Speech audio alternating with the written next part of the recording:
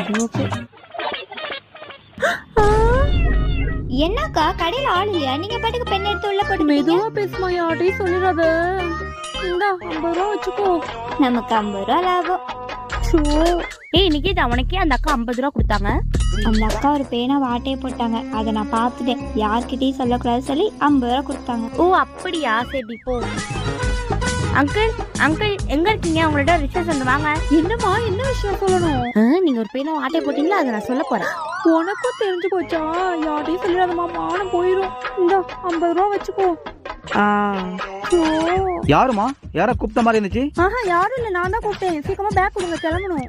இந்த பேக் ஓகேவான்னு பாருங்க. இதே ஓகே தான். எவ்வளோன்னு சொல்லுங்க, சீக்கிரம் கிளம்பணும். பேக் 200 ரூபா, 250 ரூபா கொடுங்க. பேக் 200 ரூபா? எதுக்கு 250 ரூபா கேக்குறீங்க? ஒரு கேட்டேஜ் பேன் எடுத்து பேக்ல போட்டுட்டீங்கல்ல, இவருக்கு எப்படி தெரியும்? அப்படியே திரும்பி உங்க தலைக்கு பின்னாடி பாருங்க.